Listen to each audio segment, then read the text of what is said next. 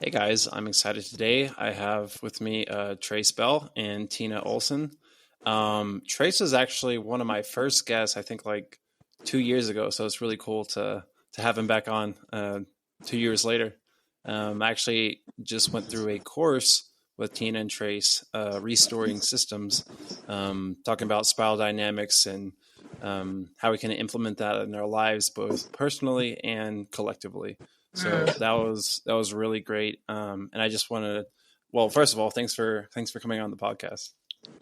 Yeah, You're thanks. welcome. Thanks so much for having us. And congratulations that you've been doing this for 2 years. That's Yeah. awesome. It's good to be Yeah, back. yeah, it's really cool. It's really funny once it's hard at first and takes a little bit of getting used to. Once I kind of hit the ground running and figured out what my stride is, how often to do it and how it all works, it just becomes like a system, and so I think anytime we do something in life, we do it consistently for a long span of time. It just helps us realize what we can accomplish and what we can do, and Yeah. how easy it can be, actually, even in a sense. So it's always encouraging. Yeah, I love Yeah, that. it's impressive. Seriously. Yeah, thanks.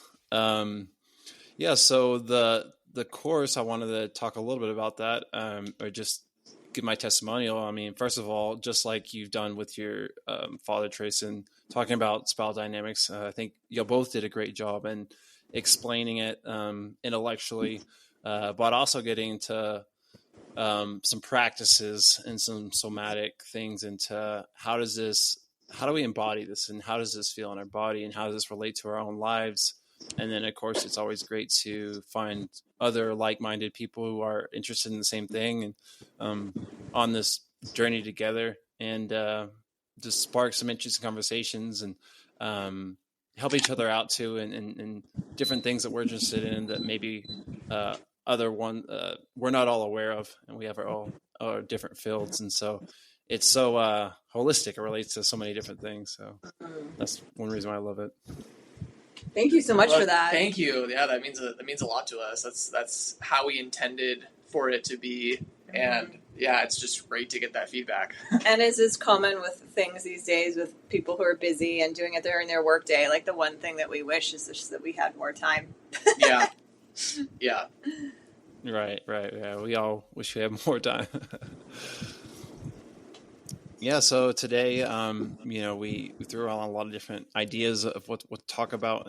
Just like the course itself in spiral dynamics, there's so many different avenues to go in. But I think you asked a really good question, Tina, on like what is coming up for you right now. And so I'm noticing things that's coming up for me, but also a lot of people around me. So it seems like there's some collective lessons that life or God or whatever is helping us go through and teaching us. And so, the first thing that came up for me was, I think many people, including myself, have been dealing with survival lessons, kind of that, root chakra, or the basic, the first stage spiral dynamics, dealing with finances and health. And so one thing I've been really trying to practice and remember is that I'm whole inside, in kind of the spiritual perspective and the oneness perspective, and so and things always seem to work out financially. Maybe at the time it's like, oh, how's this going to work? But eventually it does, and of course I have to play my part. But I also know that I'm supported, both visibly and invisibly, and so. Going through life from a place of wholeness rather than lack is so transformative. And I think because what I've noticed is that whenever I've been kind of in that anxiety or spiral of lack, then I get really self-focused, and then I'm acting unconsciously, and I might be hurting people around me and not taking care of them or considering their needs. And it creates all kinds of divisions and power struggles and distrust and triggers and all the things. Yeah, I could not agree more, and I love that you brought up the fact that when we don't have our survival certainty, it really brings up a lot of stuff for us. And when that stuff comes up, if we're not able to handle it consciously, then we do harm. And we're not intending necessarily to do harm. But that's what happens. And, there's a couple words that come to mind to string to it. One of them, or a couple of them, are fear and safety. So I see so much, like, just in the most basic realm, I see that unconditional love is like the substrate in which we exist in the universe. And so therefore anything that's fear is an element of what's not actually true. And I don't mean that there aren't like healthy fears. It's almost like, we could parse that down quite a bit, but it's kind of like those existential fears or those future fears or, things along those lines that can just sit in our head. There's no action to be taken in that moment. There's no, kid to save out from traffic. You can act instinctively from a place that is adrenalized and something bad might be happening, but that's very different from sitting around and ruminating from a place of fear. And what I've noticed within myself, I had a new realization yesterday, and it's like a deeper layer of realizing just how unsafe my body feels in the world at a lot of the time.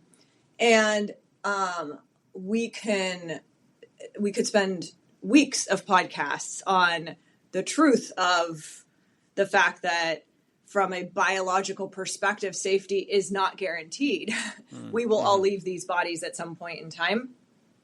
And so there is an element of truth to it, but once again, it gets way overblown by the parts of us that try to protect us. And I think a lot of it can be traced back to multi-generational and also to our own nervous systems, our own upbringing, what psychology understands as like being a whole person and being able to move through the world interdependently now are like relatively new breakthroughs. Or for people who knew about these things 20, 30 years ago, they were the very few who knew about them. It was not common parenting to make sure that you were giving a child a relationship with their own nervous system that they could trust and that they felt safe and that they could process big emotions and that it would be okay and they could self-soothe. Like these are all ideas that are relatively new. And so we're all reparenting our nervous system, our very early nervous systems. So it's interesting. I wholly agree with you, Kendall, that root chakra, basic safety, our relationship with love and fear, all that stuff does really seem to be up right now. Yeah, so in restoring systems, the framework we used, like you mentioned, spiral dynamics, it has these stages that humanity has evolved through, and the equivalent to the root chakra, if you will, in spiral dynamics is the first stage, stage beige, which is where humanity originally started out. It's a survival stage. It's a stage of consciousness that's focused solely on the survival of the biological organism. And when we've been teaching the class, I don't think we did it the last rendition of Restoring Systems, but in previous classes, Tina would do an activity with me where she would ask me how much time in my day was spent preparing, making and eating food, exercising, sleeping, cleaning up, all of these like basic kind of survival things that we do. And it was always like 70 or 80% or something. And we started off with that activity in the class to show like that survival mode of our consciousness, like that takes up the most amount of our day and as our primary focus. And we were very intentional about teaching that point because spiral dynamics gets very, later on in the stages, gets very theoretical and abstract and spiritual at some points. And all the discussions around spiral dynamics, or most of them, can kind of get very into the theoretical, abstract, kind of big picture, new ideas land, which is great. But the survival aspect of our consciousness, the survival aspect of our lives often gets overlooked in those discussions. And it was very, very intentional and important for us as we're teaching this, that root chakra material, that stage-based survival stuff, like we have to have that functioning in order to even be able to have those conversations about later things. And it's like that is like that's the foundation that we build everything on. Yeah, and I think, like, as you say that, I think about a lot of people are familiar with Maslow's hierarchy of needs, and I know there's a lot of debate about that at this point in time, but the bottom line is you can very much understand that somebody who's concerned about ICE raids right now is not having the luxury to sit around and contemplate, some sort of like, oh, what would a better medical system look like? Or I think I'm going to do a deep dive on the history of Cleopatra. Like, these are luxuries that we get if our basic needs are met, and things that we can choose to do intellectually as hobbies or engage our work energies in, etc. But there is something really fundamental and foundational about, like, wherever it is that we're headed as a country, as a species, if we look at the, climate crises and things along those lines, and with AI, we know we're going through a time of massive change. There's a lot of studies that are starting to come out around the people who are going to navigate this the best are people who can handle change, who are adaptable, who are creative, who are embodied. Well, what does that require? It requires us to have enough sense of safety and security that we're able to be present, that our nervous systems are able to hold kind of like a wide range of complexity in our experience while still maintaining our functionality. Because at the end of the day, when we're triggered into fear, and especially survival mode types of fear, and our amygdala takes over, those parts of our brain that, some refer to it as lizard brain or whatnot. But the bottom line is that the hormones involved, the adrenaline, the cortisol, are meant to hyper focus on the task at hand, the survival at hand. It's not able, at that point in time, our brains are not able to pull from all of our faculties. And so going full circle, Kendall, back to where you mentioned, like, inadvertently causing harm to others, like, that would be really understandable if our brains can only be focused on the thing we need to do. And if we think we're saving everyone, like our families or whatever that is in that moment, and we're super convinced that one thing has to be done, then we are going to trample over whatever's in the way, and we're going to have it be justified and going in a totally different direction altogether. But I think this is the heart of where kind of narcissism is having a moment. And part of that is because Trump brought it to the spotlight, but part of it is because people in their own families are encountering it directly. And it's kind of like there's awareness now. What is narcissism ultimately? It's I'm so convinced that my one reality is the only reality that matters. And that in order to keep myself safe, and maybe everyone else, it's like, if everyone else is safe, that's great, but I'm going to do what's best for me first. And what we see is those people just cause devastation and destruction in their own lives and the lives of others. And so within that, what we now know, because we have so much more understanding of the brain, is that we have to have access to the other parts of our brain. We have to have access to our frontal lobe. We have to have our hemispheres talking. And we have to be able to be in a place where we can be creative problem solvers, where we can invite in a bunch of ideas, where we can listen to other people's perspectives and have those perspectives open up something in us where then we add a perspective, and then all of a sudden emergence happens. And so we're like talking about this big grand idea of like, oh, we need, a planetary awakening of consciousness in order to get through this or that other thing. A lot of it comes down to like, we need to not be running our programming through our survival instincts at all times. We need to have the capacity to be able to know we're safe, especially when we're getting to do things like talk on podcasts, so that we can actually be open to whatever's being invited in and then allow that to kind of lead us in a direction. Yeah, absolutely. So many good points. As you're talking, my brain is going here, then here. Yeah, So sorry. let me try to rein it in myself here.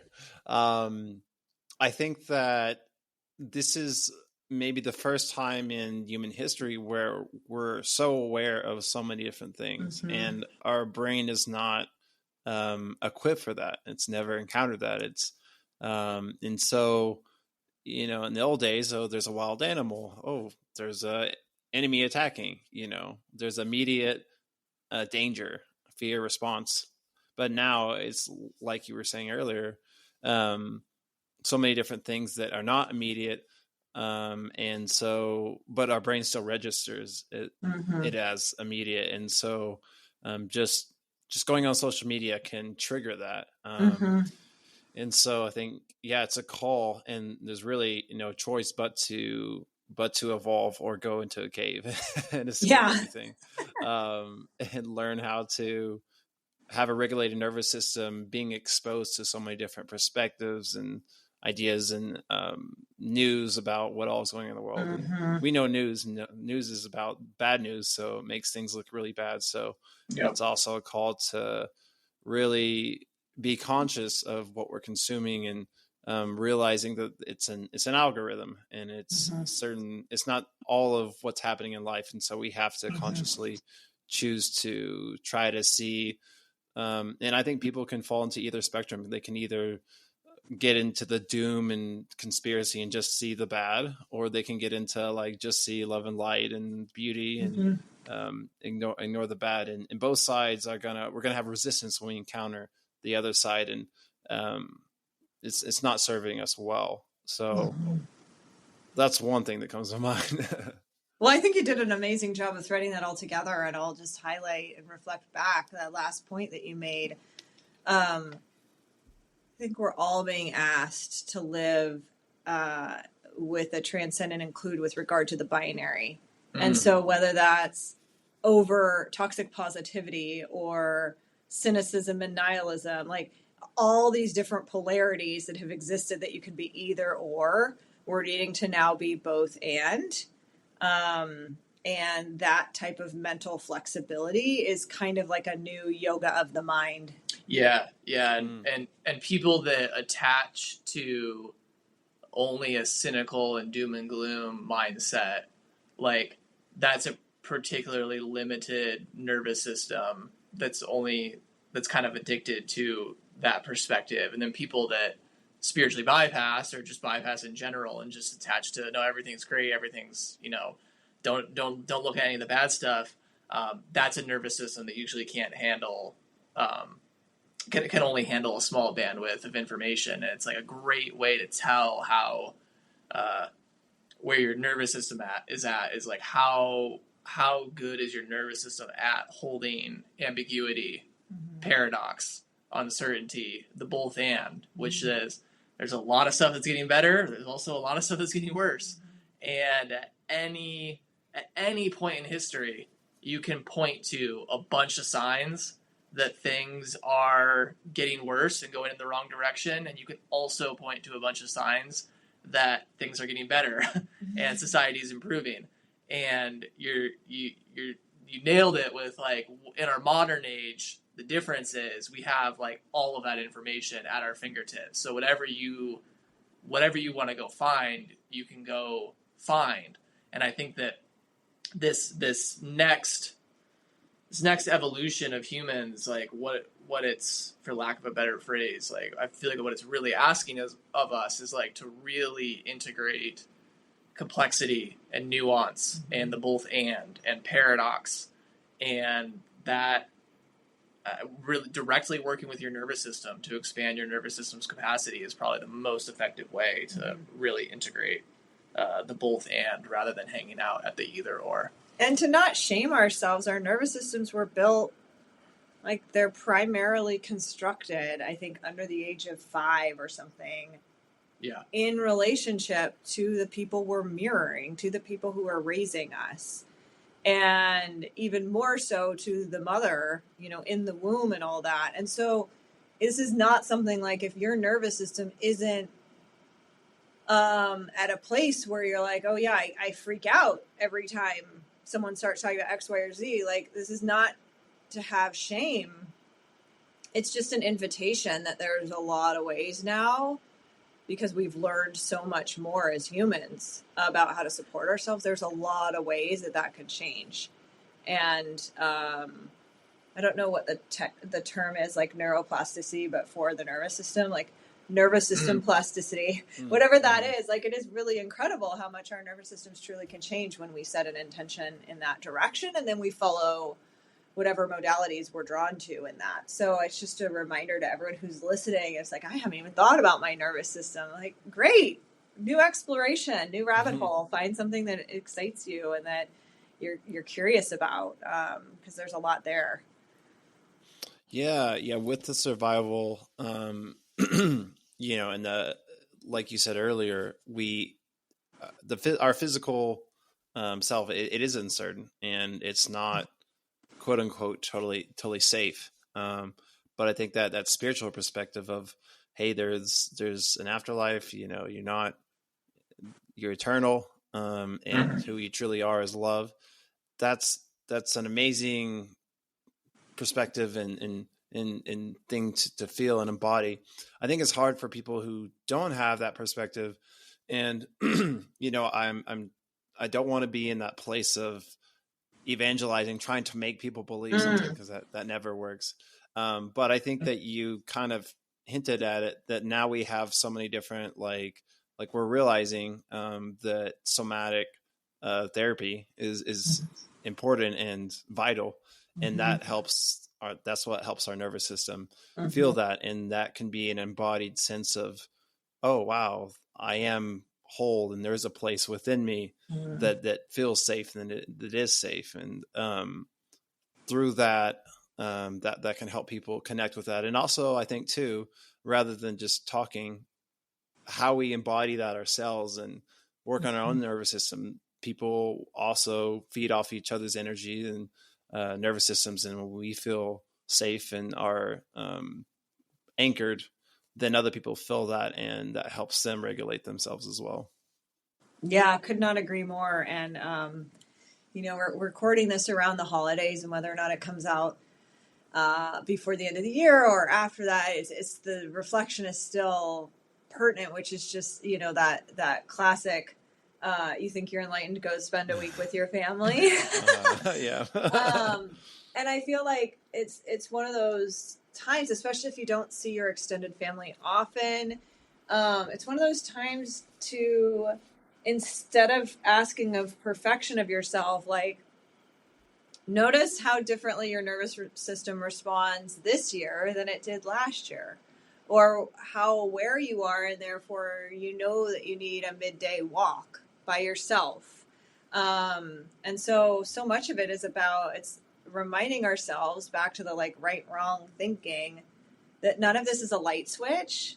It's a journey over time. And so the more markers that we can put in to give ourselves congratulatory messages that we are on a path and something is changing, I feel like that is huge. Yeah, one of the most important parts of the journey is to notice and be honest about your progress.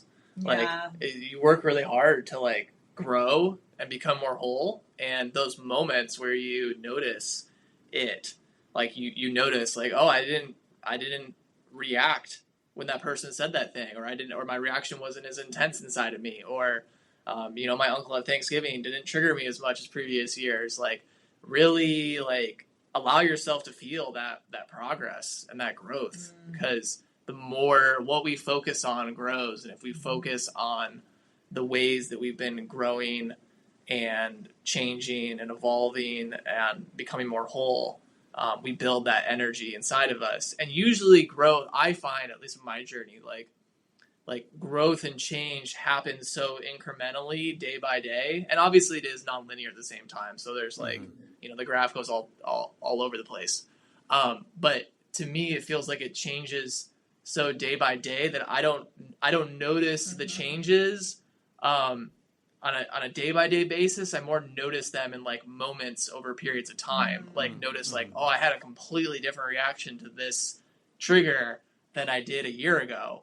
And I'm like, wow, that's like crazy to think about how I would have reacted to that a year ago. And it's like those moments, like really letting yourself, we really like tapping, like literally tapping it in. So bilateral stimulation, like, and you can do it on any, you can just tap your shoulders, both sides of your shoulders, or wherever on your body, just on different sides, but like literally like tapping into your nervous system, that growth and expansion that you've undergone, because it like really just sinks into your nervous system, that vibration or that feeling or that knowing, if you will, and that's powerful. That's huge for the nervous system.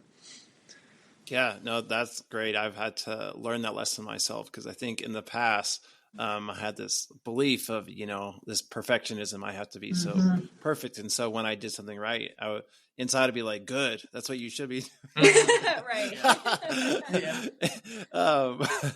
But it's not sustainable, and it's not ultimately the most healthy way to go about it. And so you kind of burn out. Instead of this force of like, oh, you're supposed to be like this. It's, hey, good job, give yourself some love and gratitude. And with that energy, then that's like, oh, that feels good. I want to keep doing that. Keep want to build on this. Absolutely. Yeah, could not agree with that more. It's like, how can we be the super gentle, encouraging parent of ourselves instead of the shame-based, perfectionistic parent? And oh man, I know that energetic perfectionism so well. And yeah, this is the crazy thing. Like, people pay a lot of money to get coached, and I'm not critiquing that at all, but to get coached, to have therapy, to do this, to do that, to the other, go to retreats, blah, blah, blah. And those things are important moments. And so much of the change, just like if someone's working up to running a marathon, or it's stepping stones, Yeah, exactly. Sometimes so much of it's we're not incremental. ready to give it to ourselves, and so we need someone else. Like when I first went to counseling, I was like, and even there got to a point where I'm like, I'm not sure why I'm going back, and I think I was just going back because I felt that love and that like permission. Like, wow, it's okay. I didn't realize that I had been so hard on myself and some others around me, and I didn't know what this was like. And so, yeah, I had to have it modeled to me. And then over time, I was able to slowly give it to myself more. Yeah. Yeah, that's beautiful. It's like the safe container that therapy creates is where and why so much of the healing happens. And there's a really important meta lesson in that, which is like, we can learn how to create that safe container and safe space within ourselves, like our own inner dialogue, the way that we're responding to ourselves, talking to ourselves, treating ourselves. There's a safe, loving container that we can create within that most of us didn't receive from our environments. We didn't inherently grow up in that kind of environment, so therefore our internal world doesn't reflect that kind of container. And therapy and counseling is so transformational for so many reasons, but I think one of the biggest is because it like shows us the power of that healing, loving, safe container where we have room for all of our parts to be. The transformation from therapy isn't as much the insights, although the insights are very important. The transformation is really the space of allowing all of these parts to be. And we can then like take that lesson and reparent and create that container and space within ourselves. It's like frame that they put around when they're pouring concrete, so ideally like the person we're in relationship with professionally who's supporting that for us could be that frame. But then once we are solidified in our sense of self, of how to support ourselves, it doesn't mean we can't continue a relationship, because obviously we can also be expanding into new places and need support for that. But it's like, ideally you can lift up the frame then once something is dried, and like, you don't need that person there 24/7. You know? Great analogy. And honestly, that's where I think coaching is like the next step in really helping it. Like, therapy is very focused on healing, and coaching is very focused on growth. And I think they're tied hand in hand. But then, hey, now that we have this container and have this love, now what potential do you have, and what can you do from a place of not like you have to in that perfectionism, but a place of like, wow, I'm whole, and out of the overflow of that, what do I have to offer? And that also creates more love and gratitude, and also trust in ourselves that we can do more. Yeah. Yeah. Because through therapy and counseling, that healing work, we reclaim so much energy and so many gifts. Like if we see ourselves as made up of all of these different parts, the trauma that we hold, it causes these parts to take these protective roles to protect those traumatized parts within us. And when we heal and work through our stuff in therapy, those parts that were playing a protective role to protect our trauma, those parts don't go away. They actually just take on a new role, which is like creativity or expression, or these like beautiful roles and talents and gifts. And if you see those parts as having like a particular like age, and if like, you know, our trauma happened at like, let's say like, you know, age 6, that childlike wonder and awe and curiosity and creativity is held within that part. And if that part is having to play a protective role to protect the trauma that's been unhealed, it's not able to express those qualities through your being. And then when you heal and reintegrate those parts, it's like all those qualities of those younger parts come back into your being, which makes life feel so much more alive and fun and spontaneous. And your creativity is enhanced, and you just have this like the best of those inner child qualities. And then once you have that like influx of energy and that all the qualities that come from becoming more whole within yourself, then it's like, okay, what do I want to do and what do I want to create in the world? And that's where when a really great coach can come in and be so powerful, is because a coach is like, okay, you are now this like changed new person. You have this new energy, these gifts that have come back online. How do we want to actually actualize? Actualize is kind of redundant. How do we want to actualize these new qualities and capacities in your being? And that's when things get really exciting. Love it. Yeah, absolutely. I did want to touch on it, maybe go back a little bit, but talking about how we were talking about how it's okay that, you know, it's a slow process. And what I'm noticing is, you know, the collective shadows kind of being revealed. And so it's causing a lot of, again, with the nervous system, these fight, flight, or freeze responses. And I think that we have to have a lot of grace for others and ourselves with that, in that, you know, that's a protection mechanism, and that's going to take time to integrate it and overcome, and it's going to happen again. And that's also okay. Sometimes we need that. Sometimes we need to fight. Sometimes we need to run away. You know, sometimes we need to freeze a little bit, and then slowly work towards responding in a healthier way. But that's just going to happen naturally, and you can't push anybody because it's going to create just more resistance. Yeah, I think that's a really, really good point, especially because given that one of the 4 F's, fight, flight, freeze, is fawn, and fawning looks like the person is complying, right? And so it can be really tricky to see the difference between somebody who genuinely, from a place of nervous system calm, from a full place of autonomy and sovereignty, is agreeing to something, doing something, etc., versus somebody who's fawning. Those things can be very, very hard to differentiate. Yeah. Because a very frozen nervous system in fawn can look like just a very calm person. And so, to your point, like... Don't call me out like that. Wait. Not at all. I am not at all. I know, I was just but joking. to your point, we have to be really, really patient, because we can draw out, if we're too forceful that something needs to happen at too quick of a rate, or with too much perfectionism behind it or whatever. We can just be solidifying fawn in somebody else that we care about, and we're not actually making progress. They're just people pleasing and telling you what you want to hear. So I think, to support your point, just the amount of patience, reassurance, gently coaxing people forward and calling them into their truth, and actually, like, to some extent, it's so interesting because I feel like a lot of times all of this is about discernment, because sometimes it's actually, we need a little more conflict and a little more dissonance. And it's not conflict that's the kind that inflicts damage upon people or is going at negatively at the core of who somebody is or something along those lines. It's actually like stepping out of the mode of harmonizing at all costs and into the mode of standing in our own truth, and then allowing there to be space for somebody else's truth,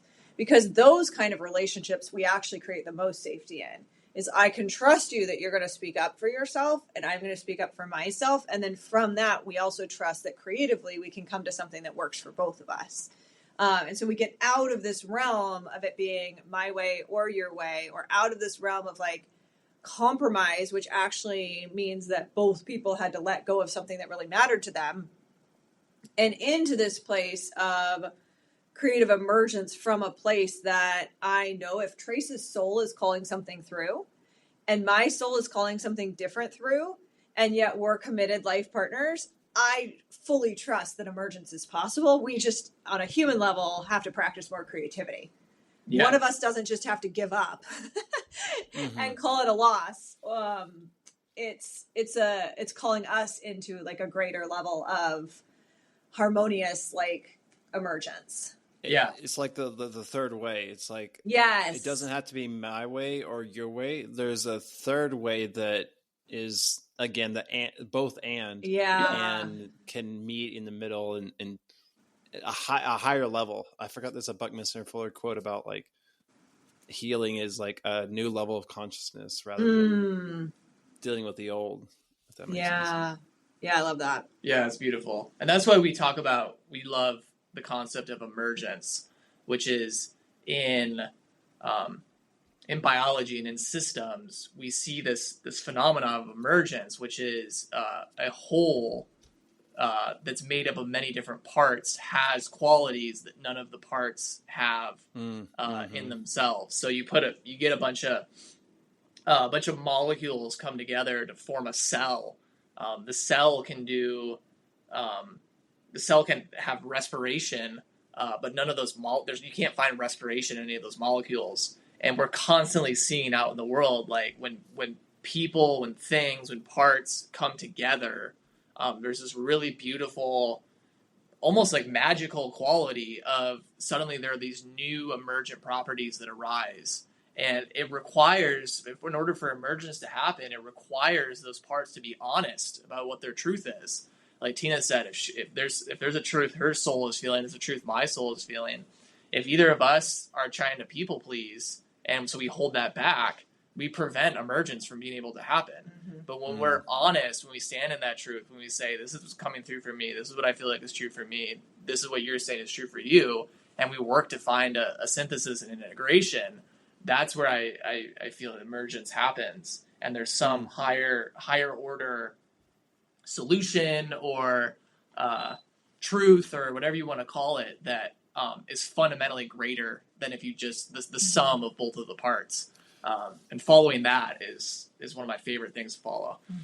Yeah, it's amazing. I'll send a really great YouTube video on with the course about emergence, and it was really fascinating to me. But I think, like you're saying, when we both communicate our perspectives, I think if we look at it from a meta perspective and what is behind that, then we can often find things that we both agree with. Oh, you're trying to protect this, or you're trying to love this, and it's like, oh, I also agree with that principle, even if I might disagree with how you think about it. But I can agree with the principle, the belief, and so how can we connect in that shared value and create something that we both can work towards together? Yeah. Yeah, I love that. Yeah. It's a really good summation. And in the course, we brought up this practical activity of straw manning versus steel manning, which I feel like ties into this. Yeah. So straw manning is, for anyone that's listening that's not familiar with straw manning. Straw manning is when you create a caricature of someone else's argument and then tear it down. Like, look how ridiculous their position is. All you have to do is turn on one of the political 24/7 news networks and you will see them straw manning whatever side they're not. Like, Right. Democrats want to murder all babies and, run around with pitchforks. It's just like, okay, that's not, you're not actually accurately representing the other side very well. Mm-hmm. And it happens with both sides, both political sides. Right. All, straw manning is like prevalent in our culture. And so the opposite of straw manning is something called steel manning, which is when you purposely create the strongest possible argument for the other side that you can. You try to represent someone else's position or perspective in the strongest possible way that you're able to from your perspective. Not because you agree with their perspective, but because you are trying to give the most reasonable interpretation of where they're coming from. And this is a tool that completely transforms. And it's a gift because you're showing them that you're actually seeing and valuing them. Yeah. You might not agree wholly with their perspective, but that you value them as a human. Yeah, it's kind of like what Christians are spiritual, like seeing the divine within and respecting that and saying there's a kernel of truth here. There's something that's good within this. Yeah. Yes, exactly. It's the orientation that there is some partial truth or some kernel of truth that I am willing to recognize in your perspective. And again, it does not mean when we steel man, it does not mean that you have to agree with their perspective. You're just acknowledging that there is some validity to where they're coming from. Well, let me add for a second. It's actually an act of radical generosity because it's not simply like, if we step back and we get meta, it's true that we're trying to honor that everything has some partial truth, right? But when we're actually in the act of steel manning, we're not looking for the partial truth because we would still remain in argument. If I'm like, okay, Trace, I see that this one element of what you're saying is true, you'd still be mad at me. You'd still feel unseen if I didn't fully represent your argument. So the heart of steel manning is actually this radical generosity that I'm going to put language to build up your argument that's even larger than the language you were already using to build up your argument. I'm going to add additional points to your argument. Is that fair? Yeah. I would say to me the when I steel man, the recognition of the partial truth or the kernel of truth is really helpful for as I steel man it, not because I explicitly state it to that person of, hey, I found the partial or kernel of truth, because that sounds condescending but from the sake of my argument and the way I present it, it's actually really important for me to see like what is the truth in where this person is coming from, because not all perspectives are equally as true, but there is some environmental and developmental conditions behind every single perspective that are true and can be validated. What I mean by that is any certain perspective is formed by the context that the person is living in and exists within. And their perspective can be mostly not true, but there is some truth to the conditions they're in that made them feel a perspective. And I don't know if I'm explaining that super well. You are. It's interesting. I feel like we just illuminated Do you want to give an example? Yeah, I was going to give an example. So an example is if I think about a very hateful political position, like a far. You can talk about immigration or a far right. Get the legals out of America. Yeah. You just get all the illegals out of America. We should be an ethno state. We should be a white country. I fundamentally and morally disagree so strongly with that perspective, and I don't think that there's much truth in that perspective. I can acknowledge the truth that person that holds that perspective was raised and is coming from an environment, and that there were emotional and almost like spiritual needs that were very, very unmet by their environment. Mm-hmm. There's intense pain and trauma that gave birth to that perspective that others people and wants people of a certain ethnicity out of their country. And there also are economic conditions that contribute to a person blaming their struggles and their suffering. Yeah, it goes back to safety. They're like, they think that, what we can disagree, but they think that this is what's most safe. This is what's most harmonious and good for the country. And we can all agree we want harmony. We want stuff what's good for the country, although we can disagree with how that plays out. Mm-hmm. Yes, exactly. I can have compassion and empathy for the conditions that give rise to a perspective like that while disagreeing with the perspective. And for steel manning, when I steel man that, I'm steel manning the conditions and environment that gave rise to that perspective, and that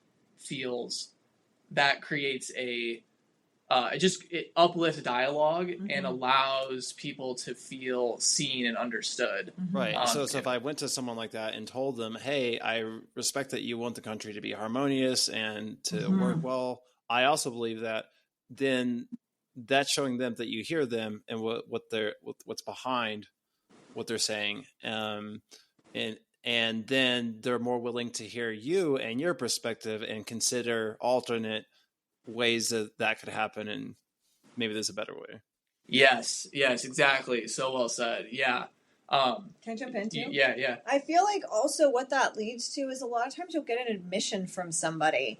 Like you might say, "I respect that you want harmony," or I respect that you want everyone in your area to be able to make a living wage, and for you to have plenty of business for your X, Y, or Z thing that you do or whatever.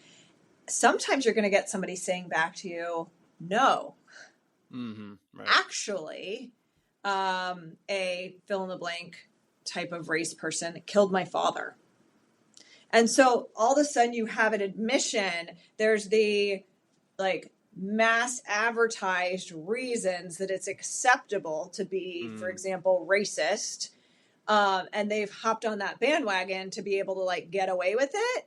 But what you actually find out is deeply internally, there's some trauma that they would have never admitted to you if you just kept telling them it's wrong to be racist. Like, how can you not agree that it's wrong to be racist? Would you want to go somewhere where everyone's racist against you? But you'd end up spinning in circles. So by steel manning the original thing, it's kind of like disarming. Yeah. And then the person, either they agree and all of a sudden the dialogue is uplifted and you can actually start talking about solutions that are mutually agreeable, or they start a confessional in some way, shape, or form. Right. In which case that maybe that moment is just a bit less trauma is on their shoulders, and there's a bit less harm that they're going to then subsequently go do out in the world because of carrying this thing. And so it's interesting where this might lead. And I feel like it is one of those things like it'd be super cool if middle school kids, because I feel like they are the worst at being at each other. Their egos are really forming.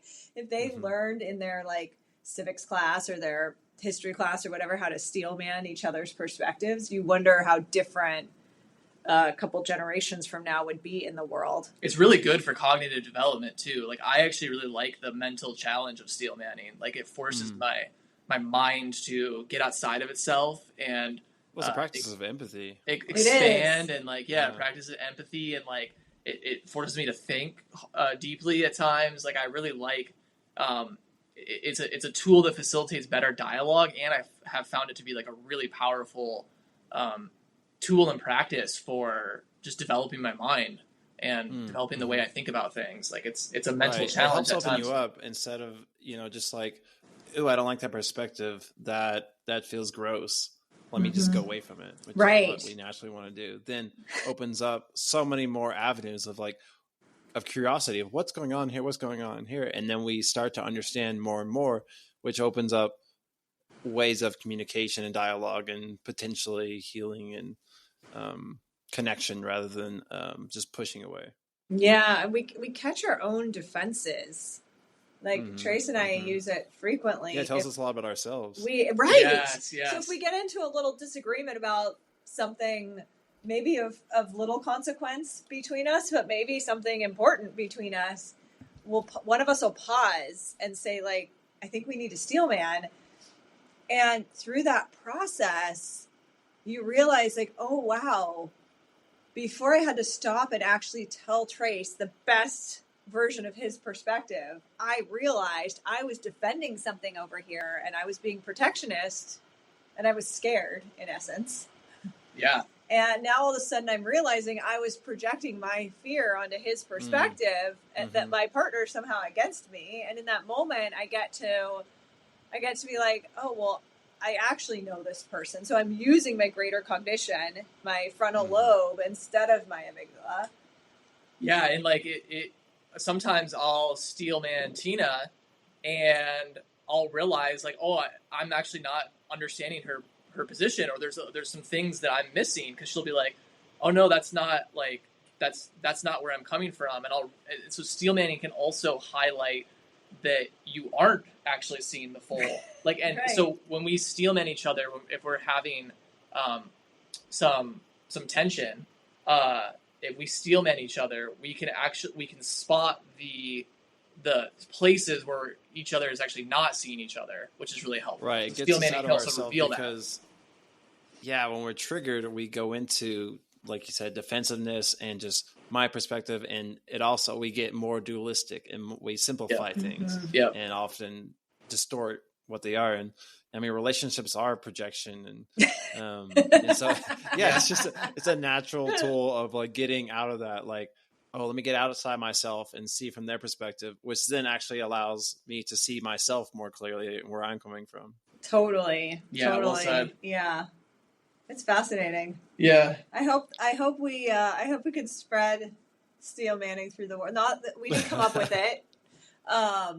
But I would love to be like steel manning Avengers. Yeah. Oh yeah. I mean, it's a practice we really, really believe in, and yeah, it's powerful. Yeah, no, I think it's so important because right now, I mean, again, we're being exposed to so much more, kind of like the interior of people, of like they're just saying whatever they feel or think inside of themselves on the internet. Where in the past we didn't have that avenue. Yeah. And so, you have to, in the past, most of the time you're seeing people face to face, which is a natural, like you're more on a defense. Like if I say this and say what I think, then they might respond this. Where on the internet, it's like, they're not here, so I can just say whatever. And so it's harder for us to see that, but then that creates that, again, the evolution of like, how are we going to handle this? And that steel manning is a way. What I'm seeing is that, with the collective shadow, it's easy to feel disempowered. So I think another lesson is to become empowered. And so I'm seeing in relationships, people learning to speak up and have boundaries. And I think it can go both ways. I think it can be healthy. We're realizing some relationships, one or both the people are not willing to talk it out and consider each other's perspectives. And then they're just going their separate ways, which I think is actually healthy. But I also see a lot of people who just at any disagreement are just like automatically just going their different ways, instead of realizing that there's tools and ways that we can learn to grow in dealing with conflict and, triggering each other, and then actually talking through it and working through it, which I think is so powerful. And I found in my own life, those are really special and unique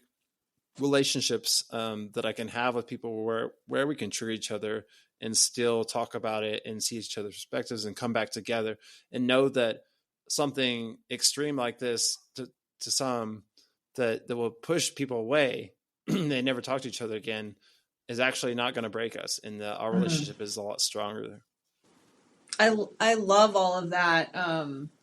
So my favorite quote about boundaries is a boundary that is a place where I can love you and love me too. Mm. And being a former somebody who leaned on the side of codependency,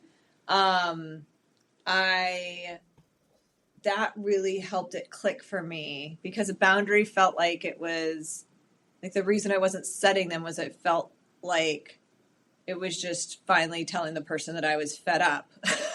I thought was a boundary before I actually learned. And now I feel like my boundaries are so much more beautiful because they come with invitations.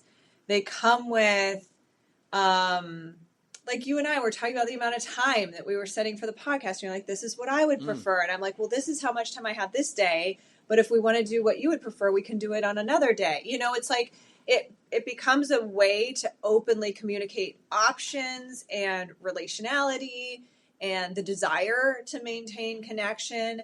And then the only time a boundary has to become a wall is when you're just blatantly being mistreated and you're like, I'm not going to tolerate that anymore. And I've noticed even in those relationships, I've actually been able to re-enter, like, for example, with a family member who I needed to set those kind of boundaries with, I can re-enter that relationship now because I've actually taught the person how to treat me. And so it's pretty unlikely now that they engage in those behaviors that they used to engage in all the time. But at the same time, I have certain little rules in my own head that I don't ever have to communicate to that person. But like, I'm never going in a car with that person again. I'm always going to have my own mode of transportation, because I know then if I'm being mistreated at a dinner out in public, I can just walk my little legs to my car and drive myself home. And on some level, they know that too. So it's like shifts a power dynamic, but it's not doing it from a place of we've got an adversary. It's doing it from a place of I want to co-create something here, but that something needs to have a lot more mindfulness of how to keep everybody safe in it. And then there's other relationships where there's so much safety and so much vulnerability. Like Trace and I are experiencing this. He had to deal with me, who was a traumatized mess from a relationship that had ended a decade prior, but had left me with PTSD and, by no fault of the other person, it was just traumatic events that transpired. And I had done so much individual healing work, and I had stayed out of relationship for a really long time. And then Trace enters my life, and all of a sudden these new things are kicked up because there's this new ability to lose something that I really care about. And so we've both had our own versions of having to learn how to lean in, to your point about what are the things to cut and run versus what are the things to really like lean in and trust. And to me, learning about what is a safe container and how do I create as much relational safety as I can for myself and for the other person, again, without trying to be perfectionistic about it, because the reality is the closer the relationship is to us, the more of our deep trauma they're going to see. And so the more opportunity there, the more rupture and repair is going to have to become a practice. And there's no such thing. Anyone who sells you that that's not what goes on in relationship is in some kind of a dynamic where there's not actually room to breathe. And sending you love, not trying to make that wrong, but I just don't think that where we are and with how much trauma needs to be processed and alchemized on our planet right now, I don't think there are relationships where it's just all sunshine and roses from day one. It's all easy, and you never have to get into your deep vulnerabilities, your deep trauma, or rupture and repair. We're here to learn something else right now. Utopia is not quite here. Yeah. Yeah. Yeah. Yeah. I think that there's that fantasy of, you'll find this person, it'll be romantic and it'll be sunshine and roses, and then it's supposed to be like perfect from here. But relationships are here to help us grow, which requires revealing the shadows. And I said this on the previous episode, how you can do so much work on your own, and you said it yourself, But when you get a relationship, then it reveals your unconscious, which you weren't aware of. You Mhm. can't escape from now. And so are you going to face it or are you going to run away from it? Yeah, I'll never forget. So I had a dog that I got when I was 25, and he was like my soul dog. And he was through a divorce with me, and then he was through this traumatic breakup, and like he was through the loss of my father, like all kinds of big life events. And this dog was just like the wise elder to me the whole time. And so he passes, and I waited 4 years before we got a puppy.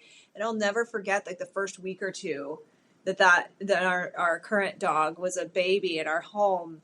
The amount of ungrieved grief, even though I had grieved a lot, of I was supposed to take care of something and it died anyway, even though that was the natural cycle of life. And I'm holding this precious little tiny baby, and there's this whole new level of somatic release that happened in my body, and it emblazoned in my brain how deep and how true the point is that you make. Because on some level, I think with animals, we can see things even more purely. There's not the complication. We aren't shaming ourselves for not doing X, Y, or Z in in a relationship with an animal. Hopefully, where there's a purity there. And so it was just so easy to see that truth that our bodies hold things. And then we hit a new point of expansion, or there's a new relationship that's going to ask us to let go of yet another layer.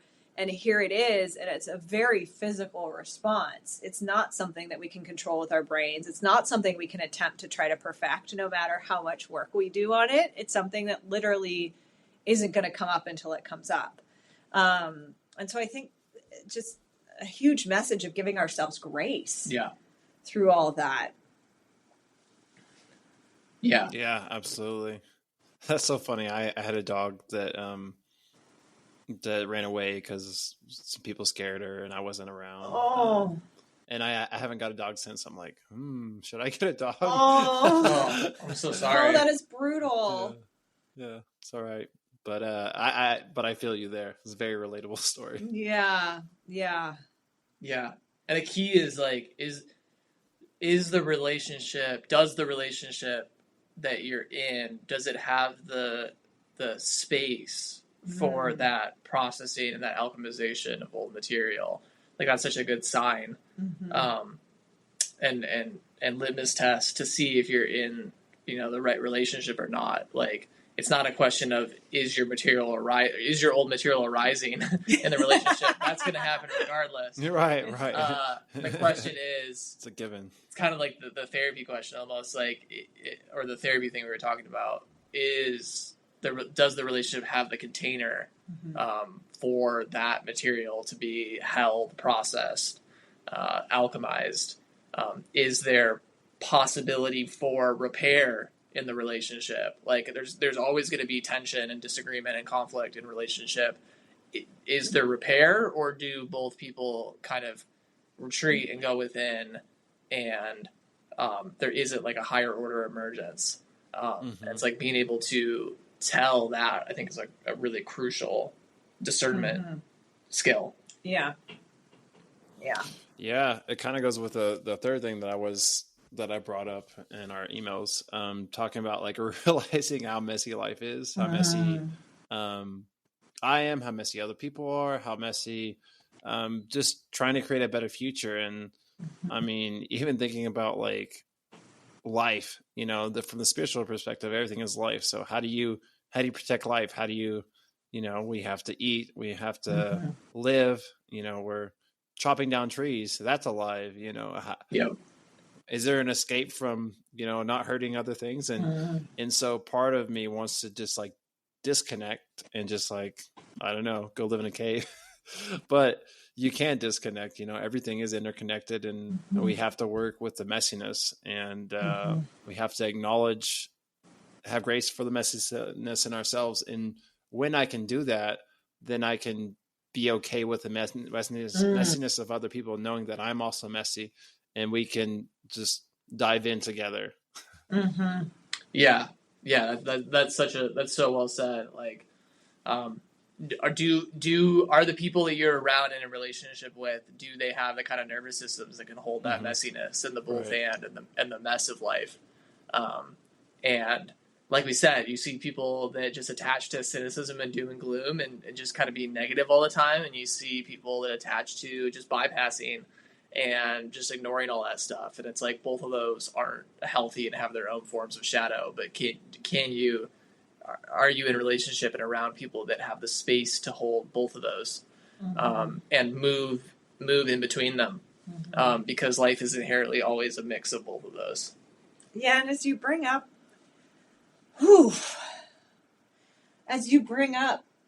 needing to eat, cutting down trees for our homes, or, even using a piece of paper or a paper bag, right? There's a level of comfort or acceptance or something that everything arises and everything like falls or disappears or goes away. Yeah. The Buddhism. Yeah, exactly. Exactly. And I don't know that that's ever easy as a human. But it's also like a fundamental part of, so I think people talk about like the game we're playing here on like a matrix level, right? Like, oh, you just need to see through the game. But then there's another level of like whatever it is here, whatever we agreed to come to, there's just certain aspects of reality. One of the things I find to be fascinating is how much people are in a perpetual argument with just like basic physics. And I'm not talking about like physics, like Newtonian versus quantum or whatever. I'm just talking about like gravity. Like how much people are in an argument. Trace is looking like, where are you going with this? No, I'm loving it. I'm steelmanning you in my head. Like just a non-acceptance of certain trade-offs that life inherently has. That's a part of. It's not spiritual laziness to accept that in order to stay alive, I have to eat and drink. Yeah. Like there's a level of coming to, I came into a body and took a body for a reason. And actually it takes kind of a bit of a chop at or a swing at the non-dual community, in a way, because I think there's a version of non-duality that can be practiced that's about like, I'm not me, I'm just oneness. And it's like, you took a body and bodies are separate from one another for a reason. So yes, accepting the non-duality part of reality is extraordinarily useful and breaks people out of all kinds of chains. And also getting fully back into the body and accepting like, I need to eat, I need to drink, I create waste, I am not trained as a survivalist. I have to have a roof over my head. I have to have some sort of heating and air conditioning. I have to have electricity. Like, there are a lot of things. I was basically trained because I was in, we would call it stage orange schooling if we're talking about spiral dynamics, but like logic, science, etc. I was basically trained as a white collar worker from kindergarten on. Yeah. And so I can't then shame myself that I don't know how to plumb everything in my house or how to fix my electrical or put a new roof on or then go out into the world and like hunt animals or something. I'm not saying that people can't do both and. Some people have useful outer world skills that I don't have. But I also have to acknowledge, like, I was brought into a time of history through a particular, like, liberalism paradigm of, like, white colorness. We basically domesticated ourselves as humans. Right. Somebody right. did. We're so dependent on specialization of all these different people. We don't know like, how you to can do literally everything for look ourselves. at, like, our brain space has gotten, like, smaller over time. Not meaning that we're, like, less intelligent, and dumber, but like animals that have been domesticated, like you need like less, the brain to conserve energy like needs less space. Like we can literally map this on like a physiological, biological level, like the level. There's all kinds of information my dog doesn't need to hold because he gets fed exactly 2 meals a day and he's not Right. spending his whole time hunting and figuring it out. Yeah. Mm-hmm. Yeah. Mm-hmm. It's really fascinating to see that. Like we basically have been like domesticated as humans, so like our understanding of what it means to be human is like fundamentally different than it used to be in the past. And it doesn't mean that we can't expand into areas. It doesn't mean we can't find our hobbies and our joy. It doesn't mean that we can't reintegrate whole other aspects of what it means to be human and bring that in. But it also means there's some sort of peace we have to make with who we are and the time of history we were brought into, Right. and what we were educated or trained for. And that we don't get to then sit on our perch of enlightenment and be like, I'm not going to harm any living thing. It's like, yeah, good luck. Yeah. So that going back to the non-duality community, some of them, they can create a new duality by saying, oh, it's all just oneness. And that's duality of not seeing oneness and duality. Yeah, exactly. And also, talking about becoming more whole, realizing that we are oneness is a part of becoming whole because that is a part of ourselves. But then just seeing that is actually more fragmentation in not seeing that I'm also human and also came here to play the game and eat and drink and go to work and et cetera, et cetera. Exactly. They're both important perspectives, and I would argue that the work is to integrate both, which is that we ultimately are one and we're interconnected with everything, and that's beautiful. That's an important truth to acknowledge and embody. And we also do incarnate in these individual human bodies and interact in the world as individual separate organisms to some extent. And if you deny that, then that becomes a pathological shadow, which you see in some of the non-duality communities, like their individuality and their separateness has become a massive shadow. And if you hang out at either one of those polarities, which is I'm only a separate being, I don't acknowledge my oneness, that's most of our world, and obviously that has a tremendous shadow. But if you hang out at we're all just one, there is no separate self, there is no ego, that has a huge shadow as well. And it's like both of those are important truths. Let's like live having integrated both of those. And again, a nervous system that can hold. Takes a lot of time, a lot of practice, a lot of trauma healing. Hold the both and on that is, is a developed nervous system. But that feels like the work to me is like both of those are important. I agree. Right. It's a paradox, which is tension until we can slowly surrender into it. And yeah, that takes time. But I see that we're at time, but I've really enjoyed the conversation. It's really great. So we could go on for a long time. I know. We could do this for the whole rest of the day. Just riff on everything. Yeah. Thanks so much for having us on. Yeah, it's really fun to talk to you. Yeah, it was beautiful. Thanks for coming on.